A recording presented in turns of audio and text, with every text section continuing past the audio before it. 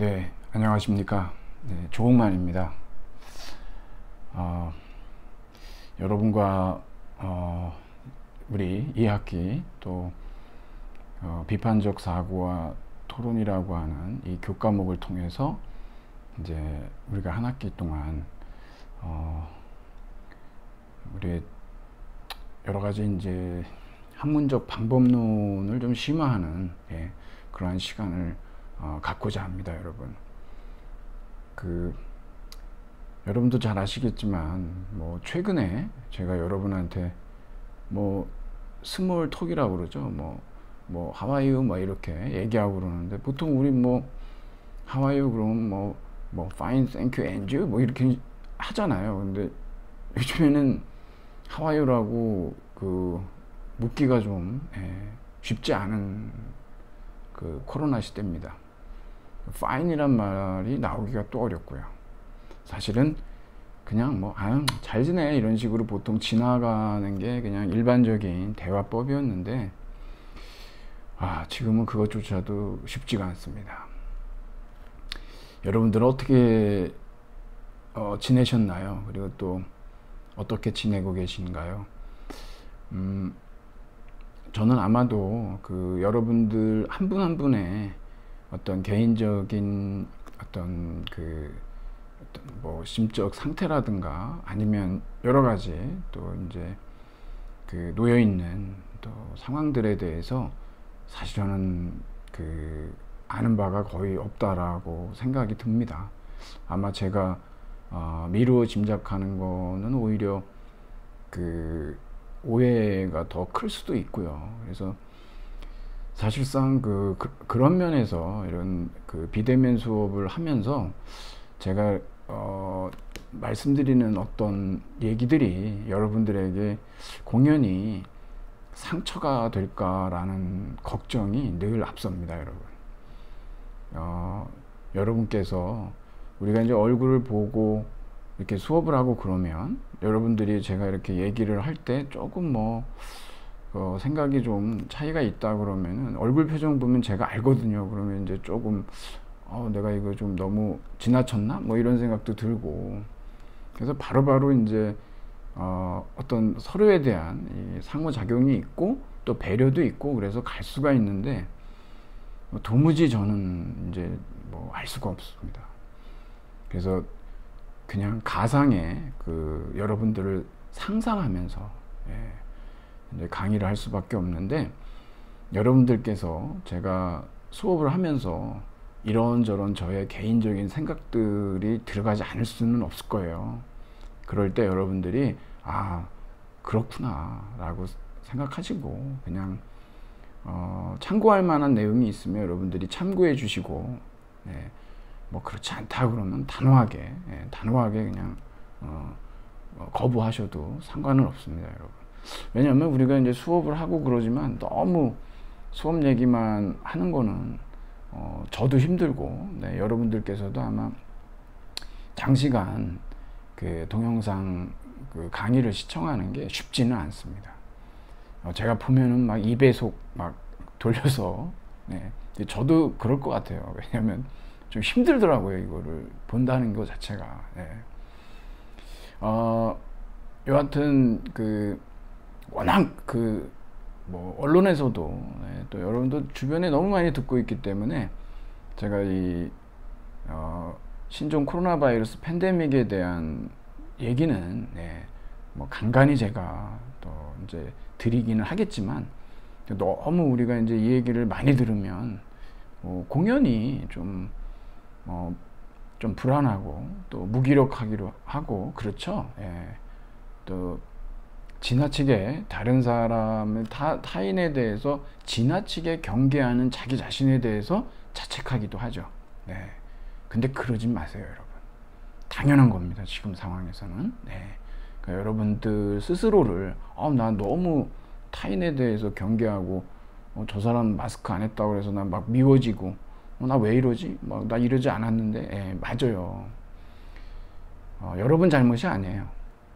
지금 상황이 그렇지 않습니까? 이거 거의 무슨 여러분 트라우마 상황이거든요. 그렇기 때문에 내가 이렇게 하는 것은 너무나 당연한 거구나. 예. 여러분들 자책하지 마시고, 그렇구나. 내 마음이 그렇구나. 이렇게 생각하시고, 예. 이렇게 자책하지는 마십시오. 자, 여러분, 우리 이제 비판적 사고와 토론이라고 하는 이 교과목이 추구하는 바는 뭐냐 그러면 사실 이거 생존 도구입니다. 네.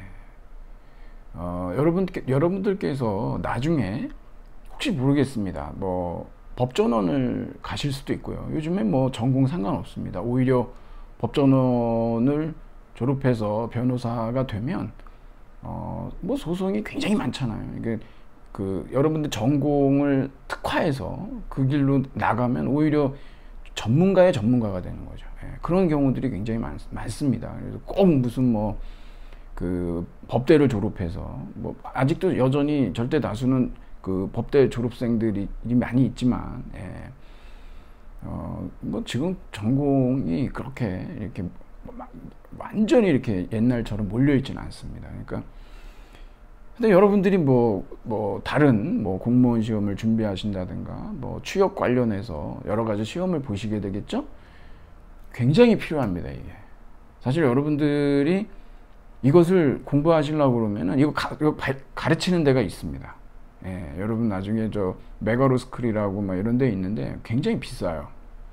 물론 이제 우리가 여기에서 다루지 않는 아리스토텔레스의 이제 3단 논법이 있습니다. 근데 우리는 그거는 쓸모가 이렇게 크게 있지 않아 가지고 우리는 안 다뤄요. 근데 그것까지 여기다 합치면 있잖아요. 이거 굉장히 비싼 강의가 됩니다. 그러니까 여러분들이 지금 그냥 학교에서 상당히 유용하게 쓰일 수 있는, 그러한 어떤 생존 도구를 여러분들이 취득한다, 여러분들이 배운다라는 생각을 하시기 바랍니다. 이거 진짜 중요합니다, 여러분. 네. 이거 알고 계셔야 되고, 여러분 나중에 이거 다시 공부하셔야 될 수도 있습니다. 직접 또 거기에서 문제가 나오고 그러기 때문에. 일단 이제 그런 데서 여러분 굉장히 이 과목이 아주 실용적이에요. 대단히 실용적입니다. 제가 이제 철학을 전공하고 있지만 이렇게 실용적인 학문 드물어요. 그래서 아주 여러분들한테 제가 자신감 있게 추천을 드릴 수가 있고, 그리고 여러분 우리 사고와 토론이라고 하는 책 있잖아요. 진짜 좋은 책입니다. 제가 여러분한테 이렇게 과장해서 말씀드리는 게 아니고, 제가 이거 얼마나 오랫동안 강의하고 얼마나 오랫동안 많은 책을 봤겠습니까? 책을 읽잖아요. 여러분들도 여러분 전공 있으시지 않습니까? 여러분 전공 관련 서적들을 쭉 읽어보세요. 4학년이 되고 나중에 대학원 가고 그러면요, 그 책은 쓸모가 없었어. 근데 이 책 하나만 있으면 사실 다 돼. 이런 책이 나와요. 그렇죠? 그래서 우리가 선생님들한테 어떤 책 사면 좋겠냐 그러면은 업으로 하시는 분들이기 때문에 그 책 하나만 사면은 다른 것 10권 다 필요 없다고. 사실이 그렇거든요. 얼마나 경제적입니까? 우리 사고와 토론, 이 책은요, 그런 책입니다. 상당히 쉽지 않습니다, 이 책은. 좀 어려워요. 하지만 정말 잘 만든 책입니다. 제가 시중에 어디 나와 있는 책, 그리고 어느 대학의 출판부에서 나와 있는 책하고 비교해도 진짜 우리 사고와 토론이라고 한 이 책은요, 거의 제가 봤을 때는 1, 2위를 달립니다. 좋은 책이라는 걸 여러분들이 알고 계셔야 돼요. 제가 평생 이 책으로 먹고 사는 사람인데 여러분들한테 제가 이거 가지고서 장난하겠습니까? 그렇죠? 좋은 책은 좋은 책이다 그러고요, 나쁜 책은 나쁜 책이라고 합니다. 그 정도는 저도 분별력이 있어요.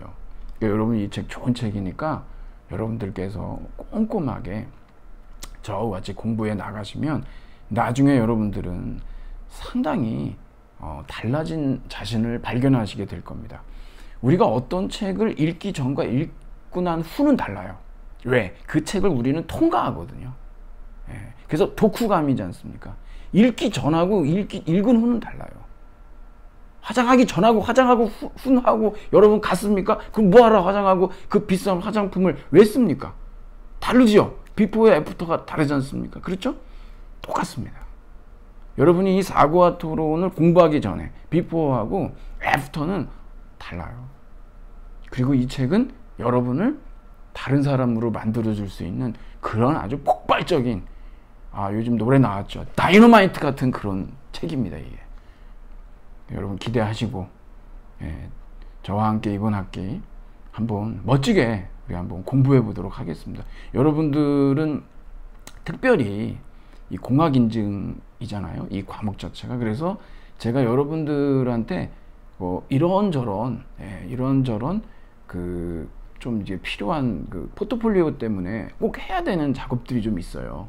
그래서 여러분들이 몇 가지를 뭐 퀴즈도 좀 보셔야 되고 그러는데, 그거는 이제 우리가 공학인증이라고 하는 이게 이제 갖고 있는 그 어떤 기본적인 구비해야 될 서류들이 좀 필요하고 그런 게 있거든요. 그러니까 여러분들이 그런 거 좀 이해하셔가지고 저를 또 많이 도와주시고, 그래서 우리 한번 이번 학기 좀 정말 이 비판적 사고와 이 토론이라고 하는 이 두 마리 토끼를 좀 이제 잡을 수 있도록 그렇게 노력을 했으면 좋겠습니다. 우리가 이제 비대면 수업을 하다 보니까 사실 이 책은요, 크게 두 부분으로 이루어져 있거든요. 본래 우리가 이제 대면 수업을 한다 그러면 전반기, 그러니까 중간고사 때까지는 이론 수업을 해요. 그리고 후반기부터는 실전이에요. 되게 재밌죠. 이론과 실전. 이게 좋은 책이에요. 그래서 배웠으면 써먹어 봐야죠. 진짜 그런지. 그래서 그렇지 않으면 잘못 배웠네 이렇게 하면 되는 겁니다. 여러분들이 무엇인가를 배우셨을 때 그걸 여러분들이 실제로 현실에서 써보세요. 안 맞아요? 그러면 그거 아니에요. 그건 필요 없는 거예요. 근데 여러분이 써보니까 돼요. 그거 진짜 여러분 잘 간직하셔야 됩니다. 항상 우리는 현실 속에서 증명해 봐야 돼요. 그러고 나서 받아들일지 말지 결정하면 돼요. 목사라 불리는 누군가가 뭐 집회에 나오면은 뭐 코로나 안 걸린다, 그냥 맹목적으로 그런 거 받아들이고 그러면 어떻게 됩니까? 사이언스의 말을 들어야죠. 이게 그렇지 않습니까, 여러분? 참 좋습니다, 여러분. 지금 이제 최근 우리 이제 시험 트렌드가 여러분도 아시겠지만, 예전에는 그 지식 위주의 어떤 성취도 평가였습니다. 얼마나 많이 아느냐. 기억력 테스트라고까지 얘기할 수 있을 정도죠. 제가 너무 여러분들한테 이렇게 뭐 그렇게 기억력 테스트까지는 맞아요. 근데 그냥 좀 이렇게 원래 이런 얘기를 하는 게요, 좀 완전히 이렇게 극단적으로 얘기해야 이렇게 확 들어오기 때문에 그러는 거고, 꼭 그렇지는 않습니다만, 여하튼 간에 기존의 시험이라고 하는 것은 지식 중심의 성취도 평가라고 한다면 지금은 어떻습니까, 여러분? 그러니까 예전에는 뭐냐면 컨텐츠를 물어봤어요. 뭘 알고 있는지. 그렇죠? 근데 지금은 어떻습니까? 지금은 사고력 중심의 그 문제 해결 능력, 그것을 묻습니다, 지금은. 지금은 그러니까 어떤 그 학습 능력이랄까요? 그런 거에 콘테스트에 중점이 맞춰져 있는, 이렇게 이제 넘어갔죠. 그러면은 뭐 지식은 필요도 없다? 아닙니다, 여러분. 그건 또 아닙니다. 우리가 어떤 사고하는 방식에 있어서 크게 두 가지로 이렇게 나눠볼 수가 있는데요. 스펀지식 사고방식이 있고요. 그 다음에 책임식 사고방식이라고 두 가지로 이렇게 나눠볼 수가 있습니다, 여러분. 스펀지식 사고방식이라고 하는 건 말 그대로 지식을 쫙 빨아들이는 겁니다. 컨텐츠를 빨아들이는 거죠. 그래서 그것은 집중하고 기억하면 됩니다. 아주 장점이죠. 아는 게 많아야 돼요, 여러분. 아는 게 있어야지 아는 게 있어야 되거든요. 내용이 있어야 되지 않습니까? 근데 이 스펀지식 사고방식의 좀 단점이 뭐냐 그러면은, 결국에 우리가 마지막으로 접한 어느 누군가의 주장을 사실은 그냥 따르게 되는 경향이 굉장히 커요. 그러니까 사상의 어떤 꼭두각시 역할을 하게 되는 경향이 크다는 얘기죠. 좀 어려운 얘기인데, 지금은 프로이트라고 하는 사람은 어떤 그러니까 성에 대한 억압가설을 주장을 합니다. 이 사람은. 예, 무의식의 발견만으로도 훌륭한 프로이트죠. 근데 여기에 대해서 미셸 푸코라고 하는 사람이 성의 역사 1권에 보면 아닌데 라고 얘기해요. 되게 재밌죠. 이런 게 재밌는 거죠. 억압가설, 그러므로 인해서 성이 해방돼야 된다라고 프로이트가 얘기하는데, 푸코는 무슨 소리냐. 예. 오히려 성이 더 많이 이야기되고, 예. 오히려 억압된 것이 아니다 라고 하는 프로이트의 성 억압가설에 대해서 반박을 하거든요. 그러면 여러분이 무엇을 처음 읽었느냐에 따라서 여러분은 아마 프로이트주의자가 되든지 아니면 푸코주의자가 될 겁니다. 왜? 그냥 지식으로만 가지고 있으면요. 그런데 여러분이 이제 책음식 사고방식을 여러분들이 습득했다고 한번 생각해봐요. 책음식은 뭐냐 그러면 패닝 포 골드라고 그래가지고 말 그대로 여러분 자갈하고 금하고 이렇게 그 분리해 내려고 그러면 이렇게 돌리잖아요. 체금한다고 그러죠. 옥석을 가려야 되겠죠. 예. 그러니까 우리가 어떤 사람의 주장을 들었어요. 또 그 사람의 어떤 그 주장에 대한 근거들을 들었는데 거기에 대해서 우리가 꼼꼼히 따져보는 거죠. 옥석을 가리는 겁니다, 이게. 그러니까 이런 책임식 사고방식을 하게 되면, 예, 이게 이제 비판적 사고거든요. 그렇게 하게 되면 우리가 마지막에 읽은 어떤 학자의 이론에 꼭두각시가 되지는 않는다는 거죠. 그렇죠? 근데 문제는 뭐냐면 여러분 이게 책임을 하려고 그래도 거기에 보면 이렇게 망이 있잖아요. 망이. 예. 뭐가 있어야 옥석을 가리죠. 그게 뭐냐 그러면 바로 지식입니다. 그러니까 여러분들이 좀 알고 있어야 이게 결국 푸코의 주장이라고 하는 것이 더 설득력이 있구나, 뭐 이런 식에 대해서 우리가 얘기를 할 수가 있는데, 아무것도 모르면 그냥 뭐가 뭔지 모르겠죠. 예. 원래 마지막 단계는 항상 비교의 단계죠. 예. 그래서 항상 4학년 정도 가야 뭘 비교해요. 예. 그런 능력이 생기죠. 처음에는 그냥 공부하는 거고. 그러니까 여러분들이 사고방식은 스펀지식과 책음식 두 가지가 있는데 사실 둘 다 필요하다. 예, 둘 다 필요한데, 예, 이것이 잘 상호 공존해서 여러분들이 잘 사용하실 수가 있어야 됩니다. 그러니까 지금 시험 트렌드라고 하는 것은 지식 중심의 성취도 평가에서 사고력 중심의 문제 해결 능력을 묻는 상황으로, 예, 이렇게 지금 패러다임 시프트가 됐다라고 하는 것을 여러분들이 이제 알고 계실 겁니다. 모든 시험이 지금 다 그렇습니다, 여러분. 예.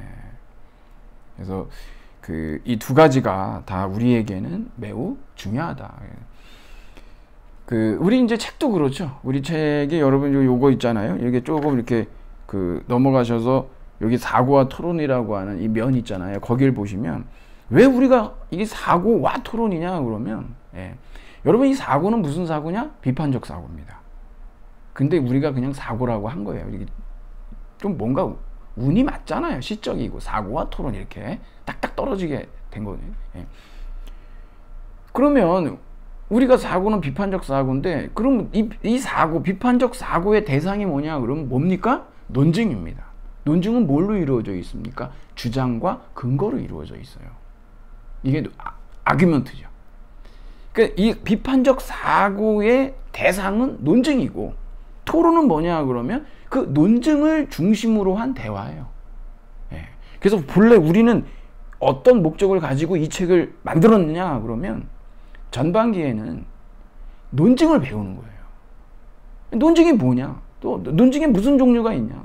그 논증이라고 하는 것들을 평가했을 때 어떤 논증이 강하고 어떤 논증이 약하냐, 이런 것들을 쭉 공부하고 그 다음에 그것을 중심으로 해서 대화를 하는 거죠. 의사소통. 그러면서 문제를 해결합니다. 그게 바로 토론이죠. 본래 우리가 했던 게, 예전에 이제 오프라인 수업에서 했었던 것은 이렇게 양대 기둥으로 나갔었는데, 이 코로나 시국에 우리가 이 토론을 토론을 이게 하기가 참 어려운 그런 처지가 됐다라고 하는 게 조금 안타까운 거죠. 그런데 뭐 어떡합니까? 뭐 이가 없으면 잇몸으로 가는 겁니다.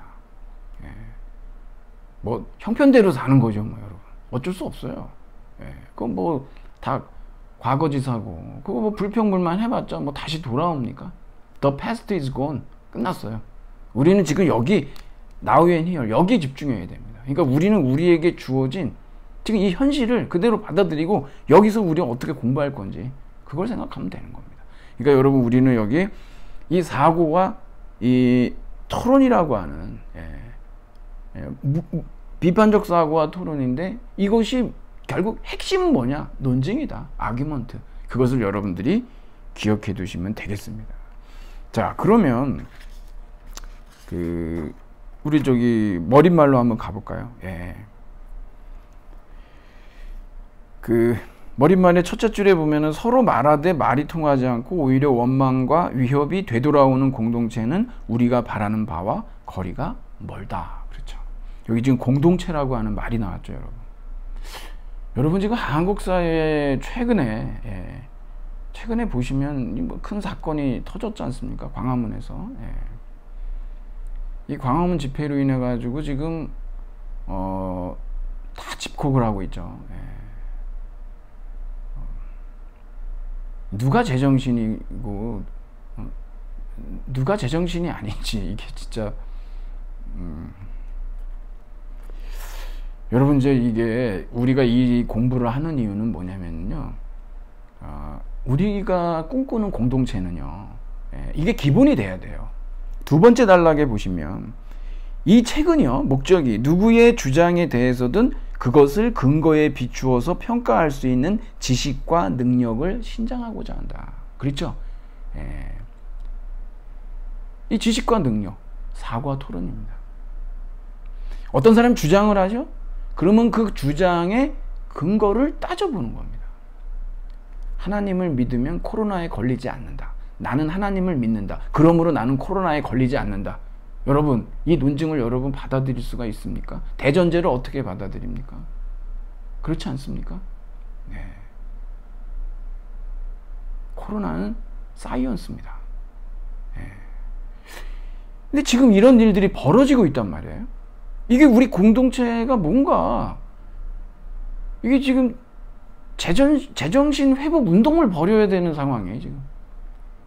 이게 뭐 어떻게 됐는지 영문을 모르겠는 거죠. 그냥 미쳤다고 얘기하는 걸로 끝날 문제가 아닙니다, 이게. 좀 미국 사회도 뭐 엉망이거든요. 저희가 꿈꾸는 건 이러한 논증을 대상으로 한 비판적 사고, 그리고 논증을 중심으로 한 대화로서의 토론, 그래서 사고와 토론이라고 하는 이러한 사회적 환경이 조성되도록 하는 거, 그게 우리가 꿈꾸는 거예요. 그런 공동체를 만들자는 거죠. 그래서 우리가 대화해서 아니네, 그럼 그 주장은 논박하고 받아들이지 않고, 그렇게 해서 자꾸 가능하면 이성적 사유를 통해서 한국 사회에 이 공동체의 건강성을 유지해 가야 된다는 거죠. 그렇다고 여러분, 저는 여러분한테 이런 얘기는 하고 싶지 않습니다. 뭐냐 그러면 이성만 중요하다? 전혀 아니에요. 여러분, 그렇지 않아요. 이성의 이름으로 자행됐던 세계 대전이 있지 않습니까?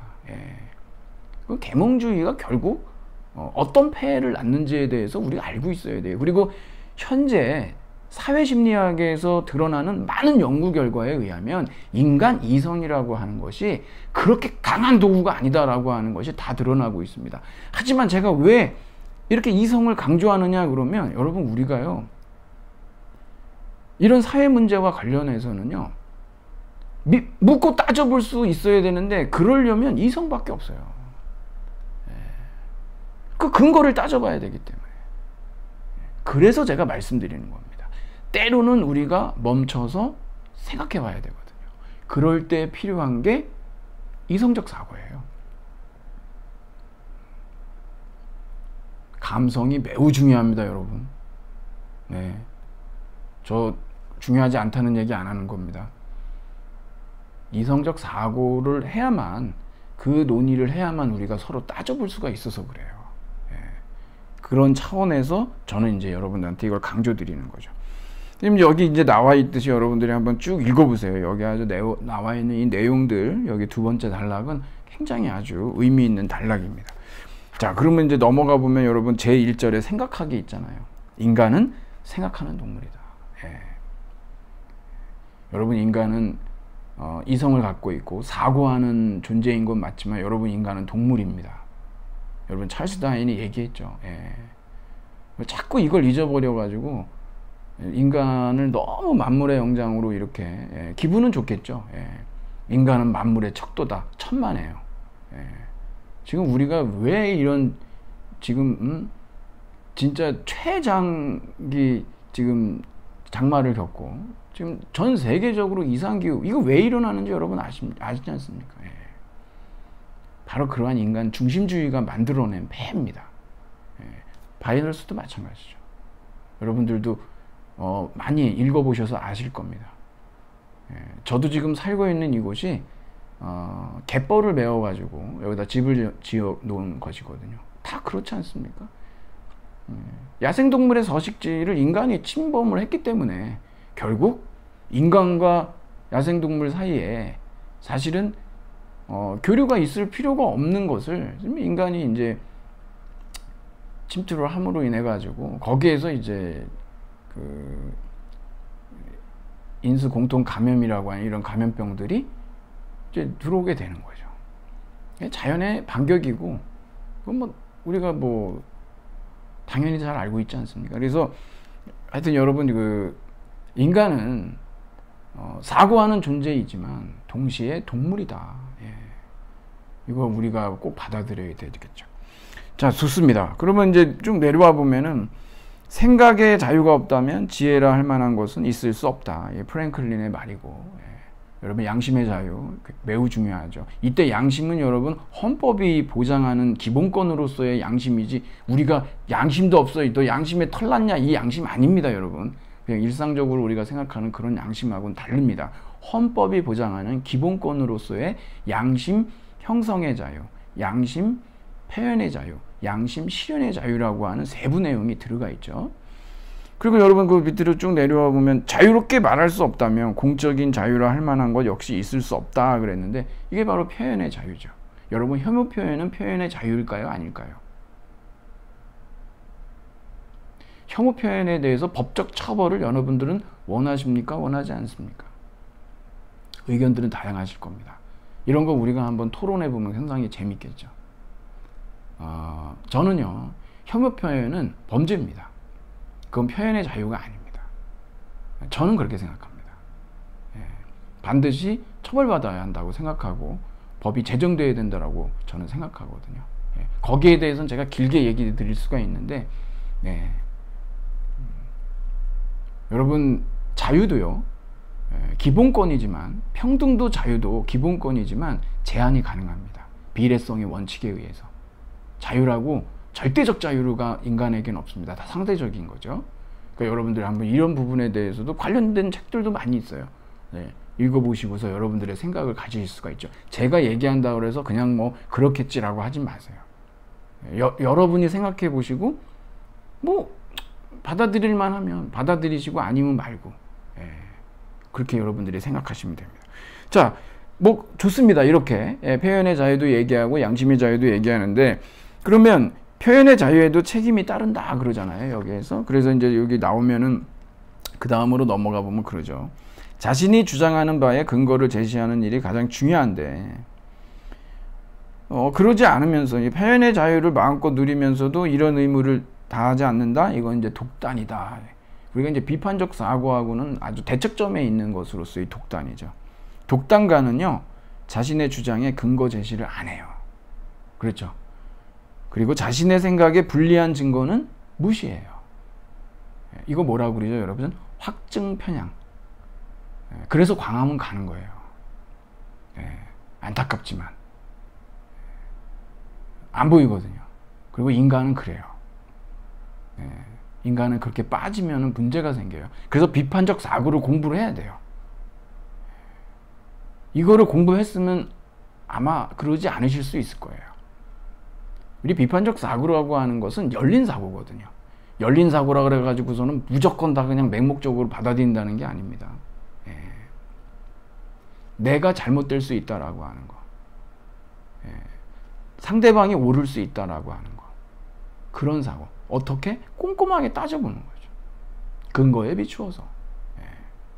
그러면 절대로 이러한 독단적인 행동들을 우리가 막을 수가 있습니다. 확증 편향으로 갈 때 우리는 어떻게 해야 되냐? 멈춰야 돼요. 멈춰서 생각해야 돼요. 비트겐슈타인이 그런 말 합니다. 현명한 사람은 누구의 얘기를 들었을 때 잠깐만이라고 얘기한다는 거죠. 조또 맞대 구다사이. 예, 왜? 생각해야 되니까.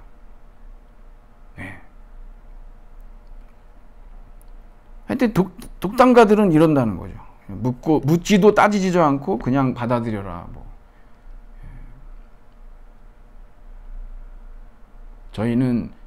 저희가 배우는 이 사고와 토론은 철학에서는 논리학에 속하거든요. 철학은요, 종교가 아니에요. 철학의 정신은 비판 정신이에요. 비판 정신이라고 하는 거는 뭐 누구를 비난하고 비방한다는 뜻이 아니고 꼼꼼하게 따져요. 예. 공부하는 거예요. 더 넓고 깊게. 그게 비판이에요. 예. 저는 비판적인 사고를 하는 사람을 너무너무 좋아합니다. 저도 배워요. 저도 오랜 편견이 있고 새로운 편견이 있거든요. 근데 여러분들하고 대화하고 이러다 보면 저도 세대가 있잖아요. 세대 차이가 있어요. 미처 생각하지 못한 것들이 있거든요. 대학에 있으면서 제가 너무 감사하고 보람을 느끼는 때가 그런 때예요. 그래서 저는 여전히 저는 그렇게 막 꽉 막힌 사람은 아니에요. 끊임없이 노력해요. 그러지 않으려고. 여러분들이 저를 많이 도와주시고 계시고 덕분에 제가 꽤 괜찮은 인간으로 지금 남아있을 수가 있는 거예요. 예, 고맙죠. 하여튼 여러분, 자, 좋습니다. 그러면 이제부터 우리가 살펴볼 건 뭐냐면, 그럼 비판적 사고는 무엇이냐라고 하는 건데, 비판적 사고에 대한 몇 가지, 이제 비판적 사고는 이거다 이런 얘기 나오거든요. 인간은 이제 합리적 동물이다. 여러분 여기서 이제 합리적이라고 하는 거는 이성적 동물이라는 뜻이죠. 레셔널하다라고 하는 거. reason이 이성인데, 이성이라고 하는 정신적 기능은요, 이유를 제시할 수 있는 능력이에요. 이유도 reason이죠. 예, 그렇게 외우시면 돼요. reason이 있다는 건 reason 제시가 가능해요. 예. 그러니까 비판적 사고라고 하는 것은 이성적 사고고 합리적 사고인데, 왜 그러냐? 그럼 이유를 제시를 할 수가 있어요. 주장만 하면은 그건 독단가예요. 자기가 뭔데요? 예? 신입니까? 이게 무슨 종교 지도자라고 불리는 누군가인가요? 전모시라고? 아니지 않습니까? 저는 다 따져봐야 돼요. 예, 믿고 따지고. 그러고서 받아들일지 말지를 결정해야지. 그런 어떤 종교적 권위, 사실상 아주 왜곡된 권위죠. 예. 참 안타깝습니다. 자, 그래서 이제 여기 이렇게 보면은, 거기에 이제 세 번째 단락에 보면은, 그러니까 비판적 사고는 합리적 사고다, 이성적 사고다라고 여러분들이 이렇게 생각해 두시고, 소크라테스가 검토되지 않은 삶은 살만한 가치가 없다 그랬는데, 요거 여러분 소크라테스의 변론이라고 여러분들이 변명으로 많이 알고 계시는데, 변론으로 고쳐서 알고 계세요. 소크라테스 변명이라고 하는 것은 사죄나 사과한다는 뜻이 들어있거든요. 예, 비겁한 변명입니다 그러잖아요. 뭐. 소크라테스의 변론 어디서도 사과나 사죄를 한 적이 없어요. 이 사람은 뭐 했는지 아십니까? 아규먼트를 제시해요. 나는 죄가 없다. 왠 줄 아니? 그거를 갖다 논증을 합니다. 그게 어떻게 여러분 변명입니까? 책의 내용하고 제목이 일치하지가 않아요. 바꿔야죠. 예, 소크라테스의 변론입니다. 멋집니다. 논증을 하거든요. 거기서 나오는 내용인데 검토되지 않은 삶은 살 가치가 없다. 검토된 삶. 검토된 삶이라는 게 뭐냐 그러면은 묻고 따지고 꼼꼼하게 그런 삶을 살아야 된다는 거예요. 사는 게 중요한 게 아니라 에우젠이라고 그러거든. 잘 사는 거. 잘 사는 게 중요하다. 그 잘이라는 말은 정의롭게, 아름답게 똑같은 뜻이에요. 따져봐야죠, 여러분. 사는 건 누구 못 삽니까? 잘 사는 게 어렵죠. 자, 그래서 여기서 이제 여기서 내려오면 합리성의 중요한 측면이 바로 여기서 얘기하는 그 검토된 삶이라는 거. 다시 한번 그 반성적 사고. 한번 자기의 사고에 대해서 또 사고해 보는 거죠. 그러니까 나의 사고를 객관화시켜서 그 사고를 다시 두드려 보는 겁니다. 이걸 메타 사고라고 그러죠. 사고에 대한 사고, 메타 사고, 반성적 사고. 이게 바로 이제 비판적 사고입니다, 여러분. 여러분 여기에 대해서는 여러분들이 이거는 지금 제가 수업하는 내용은 전혀 시험에 나오지 않습니다, 여러분. 왜냐하면 이것은 오리엔테이션이거든요. 그런데 너무 중요한 겁니다. 이게 일종의 뭐냐 그러면 여러분이 이 전체의 분위기를 여러분이 알고 가실 수 있는 중요한 기회거든요. 그래서 여러분들이 뭐 비판적 사고가 뭐냐 그러면 뭐 합리적 사고다, 반성적 사고다, 뭐 뒤에 또 나오겠지만 뭐 논증적 사고다, 이런 것들은 꼭 알고 있지 않으셔도 상관은 없지만, 비판적 사고라고 하는 것이 이러이러한 특징들을 갖고 있구나. 이게 왜 중요한지, 왜 필요한지, 왜 우리는 비판적 사고자로 살아야 하는지, 그런 것들을 여러분들이 깨달으시면 돼요. 오늘은 여러분들이 자각하는 날이라고 보시면 되겠습니다. 그래서 보통 이제 뭐 비방이나 비난이나 이런 걸 비판적 사고라고 생각하시는 경우가 있는데, 그건 절대로 오해입니다, 오해. 그러시면 안 됩니다, 여러분. 비판한다라고 하는 거는 숭고한 겁니다. 우리 이거 없으면은요, 이런 문명 만들지도 못해요. 다 무너져요, 여러분. 미국 보세요. 그냥 하루아침에, 여러분 미국 요즘에 부럽습니까? 저 예전에요, 저도 배운 게 미국식 교육이고, 제가 얼마나 미국에 대해서 부러웠는지 아세요? 너무 얄밉게 진짜 질투날 정도로 부러웠던 나라가 미국이었어요.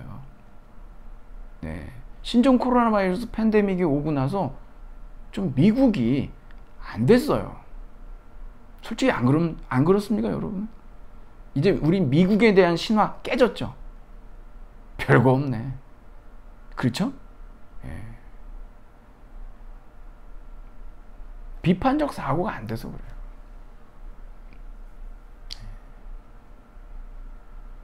큰 문제죠. 트럼프 지지층 자체가 그렇지 않습니까? 문제죠. 자, 그래서 우리는 왜라는 물음을 제기할 때 우리는 생각과 주장의 근거, 그리고 때로는 이에 바탕을 두고 있는 행위의 이유나 근거를 묻고 있는 것이다. 이게 핵심입니다, 여러분. 이거 우리 꼭 해야 됩니다. 그래서 어떤 주장과 그 주장의 근거는 하나의 논증을 이루죠. 논지와 논거, 전제와 결론, 주장과 근거 또는 이유. 이게 바로 논증의 폼이지 않습니까? 두 가지 요소죠, 논증에. 그래서 우리는 비판적 사고를 또 뭐라고도 하냐 그러면 논증적 사고다, 이렇게 얘기합니다. 비판적 사고의 대상이 논증이기 때문에 그래요. 여러분들이 지금 얘기했던 거 뭐 비판적 사고는 합리적 사고다, 반성적 사고다, 논증적 사고다, 꼭 여러분들이 그 정도 이렇게 알아두시고, 그리고 이제 11쪽의 두 번째 단락에 여러분들이 이렇게 가보시면은 비판적 사고로 하는 사람과 무비판적 사고로 하는 사람의 차이점이 나오죠, 여러분. 말 그대로 여러분 따져보지 않고 그냥 맹목적으로, 무비판적으로 받아들이면 그런 사람들의 사고는 우리가 결코 본받을 필요가 없는, 우리가 경계해야 될 그러한 사고방식이 되겠습니다. 여기서 제가 여러분한테 미리 하나 말씀을 드릴 텐데, 뒤에 가면 나옵니다. 그러니까 지금 제가 말씀드렸는데 이거 좀 약간 좀 어려운데 이런 생각 하셔도 전혀 상관이 없고 나중에 다 나오니까 걱정하지 마시고 그냥 한번 들어보세요. 여러분 거기 두 번째 단락의 중간쯤에 가면 뭐라 그러냐 그러면 그 논증의 평가에서 가장 중요한 축은 바로 전제와 결론 사이의 논리적 관계이기 때문에 비판적 사고는 핵심적인 부분에서 논리적 사고이다 그래요. 비판적 사고하고 논리적 사고가 그러면 어떻게 다르지? 이거죠, 여러분. 예. 뒤에 가면 여러분이 저절로 알게 돼요. 근데 제가 그냥 미리 조금 뭐 있는 것처럼 조금 어렵게 하나 얘기를 드리자면, 우리가 이제 논증이 있는데 논증을 분석하고 평가하거든요. 논증을 분석하는 단계를 우리가 논리적 사고라고 그러고, 그 다음에 평가하는 단계를 비판적 사고라고 그래요. 좀 더 어렵게 말씀드리면, 분석하는 논리적 사고는 타당성 여부, 그 논증의 타당성 여부를 따져보는 것이고, 이 평가하는 비판적 사고라고 하는 것은 건전성 여부를 따져봐요.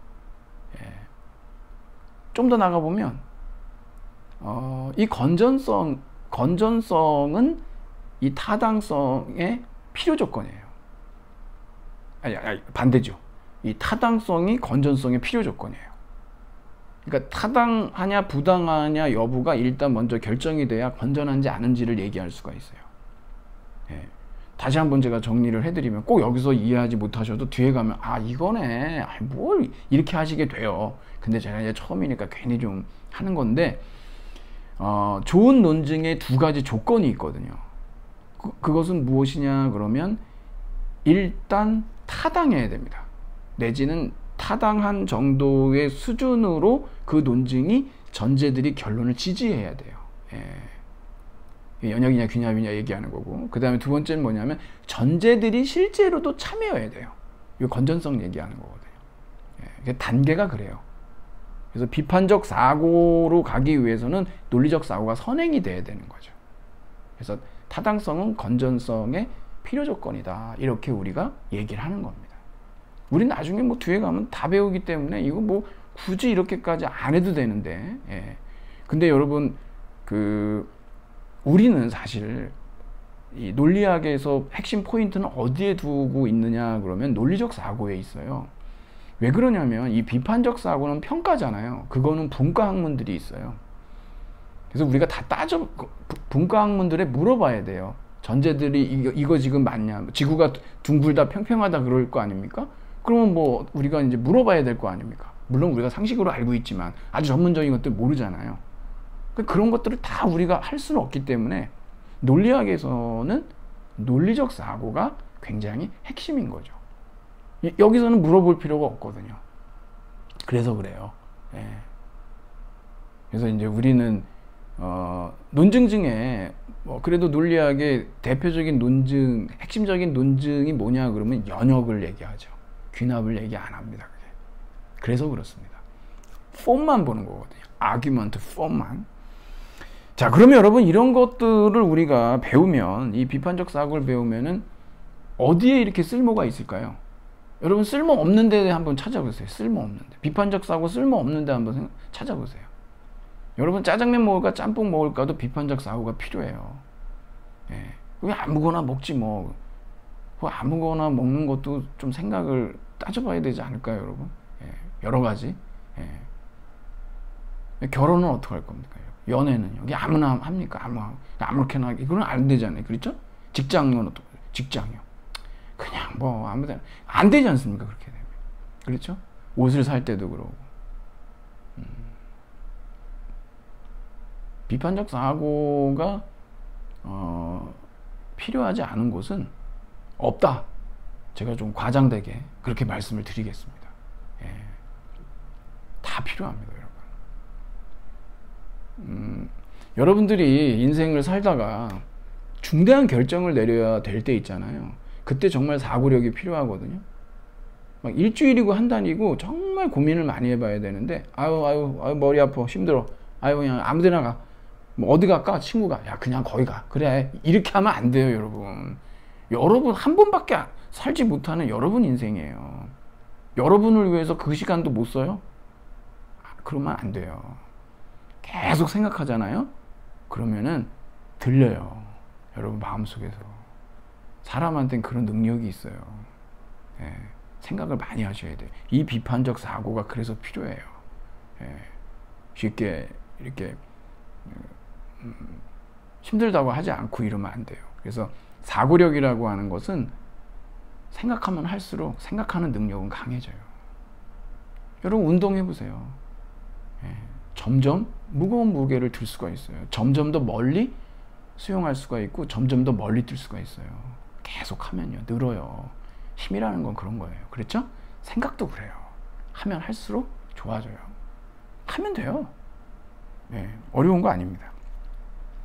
자, 그러면 여러분 그 다음에 우리 저기 13쪽으로 한번 가볼게요. 첫 번째 단락만 한번 볼 건데, 논증적 사고인 비판적 사고는 거시적인 관점에서 더 큰 의의를 갖고 있다. 사람들 사이에 문제가 발생했을 때 힘에 호소하지 않고 이성에 호소한다라고 하는 거.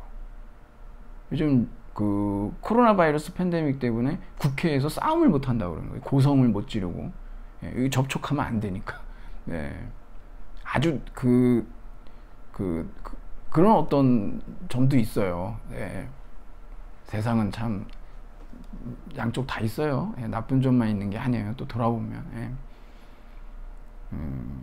근데 요즘엔 여러분, 요즘에는 뭐 이렇게 과격하게 어떤 폭력이나 이런 쪽에 호소하기보다 대단히 많이 이렇게 가슴에 호소하는 것 같아요. 예. 그러니까 근거 없는 직관이라 그럴까요? 예. 집회에 나오면 코로나 안 걸린다, 뭐 이런 거. 근데 우리 머리로 생각해야 되잖아요. 그게 말이 됩니까? 그게? 그렇죠? 우리는 이성에 호소해야 돼요. 예전엔 힘하고 이성이라고 이렇게 대비를 했다면 지금은 보면은 직관과 이성, 뭐 감과 이성, 이럴 때 우린 이성의 말을 들어야 돼요. 예. 왜? 생명은 소중하니까. 예. 자, 그래서 우리가 이제 성숙한 시민의지, 깨어있는 시민의 조직된 힘, 예. 민주주의 아닙니까, 여러분? 예. 민주주의가 뭐 맹점도 있죠. 예. 예. 다수의 횡포, 방법이 없는 거예요. 여러분이 아파트 같은데 동대표를 하면은 10명이 모였다 그러면 과반수만 넘으면 통과될 수가 있다고 그러죠.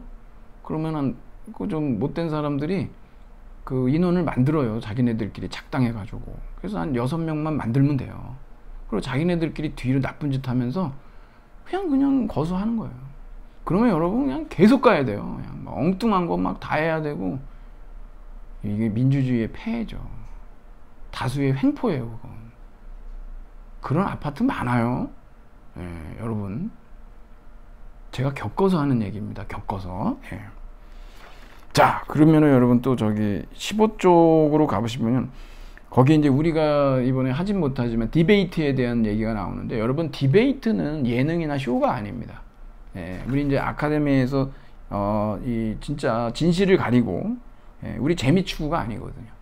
예, 여러분들이 이 디베이트라고 하는 것이 가지고 있는, 예, 뒤에 가서 우리가 한번 보겠는데, 찬반 입장을 분명히 하고 거기에 대해서 이제 가장 좋은 그 설득력 있는 근거들을 제시함으로써 서로 이제 대화하는, 예, 아주 세련된 토론의 방식이죠. 디베이트라는 거. 예능이나 뭐 재미 추구하는 게 아니다라고 하는 거.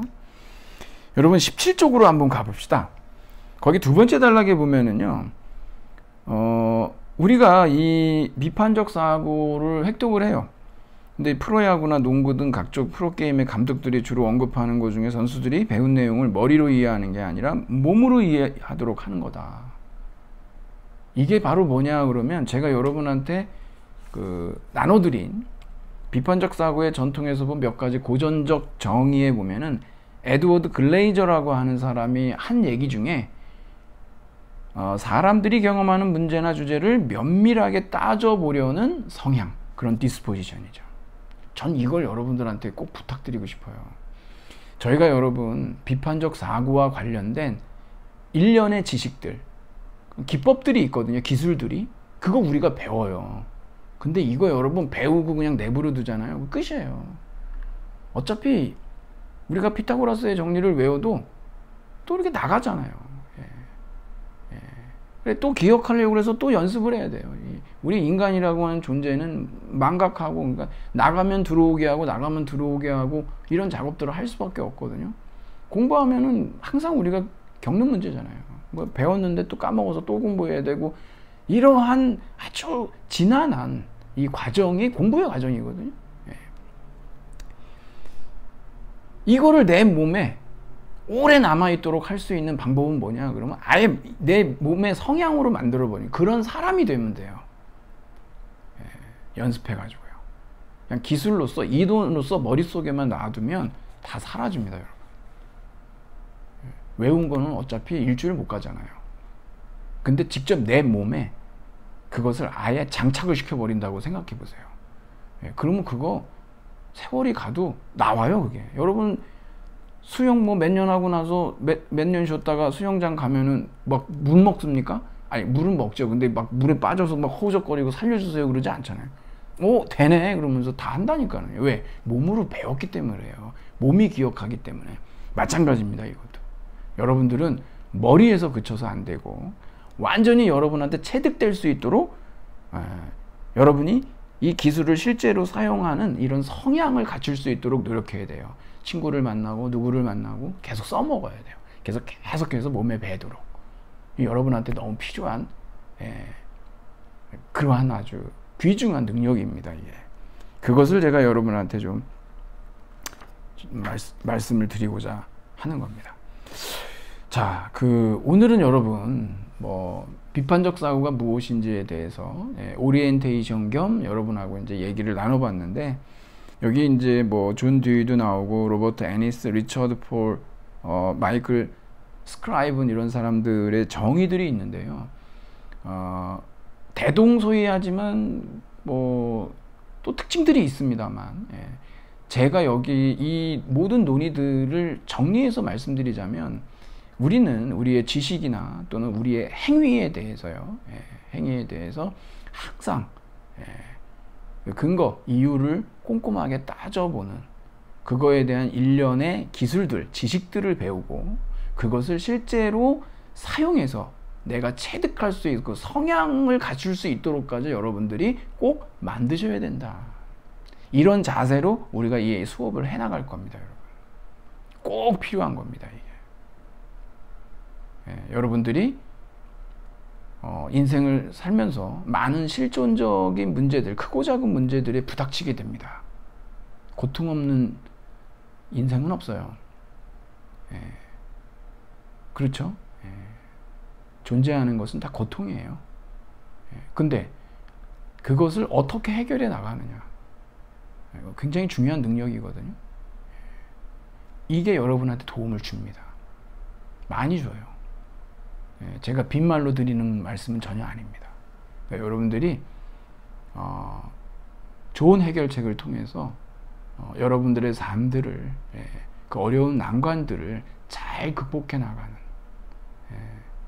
한 번뿐인 여러분들의 인생을 잘 살 수 있도록 그렇게 이 수업을 통해서 여러분과 함께 노력해 보고자 그렇게 합니다. 네, 그러면 오늘 여러분한테 뭐 한 말씀 더 드릴까요? 그럼 제가 말씀드린 것 때문에 공연히 여러분한테 고민을 더 안겨드리는 게 아닌가 싶은 생각도 드는데, 상황이 너무 심각해서 말씀을 드리는데요. 여러분, 우리가 엘리베이터 타지 않습니까? 물론 마스크를 다 한 상태죠.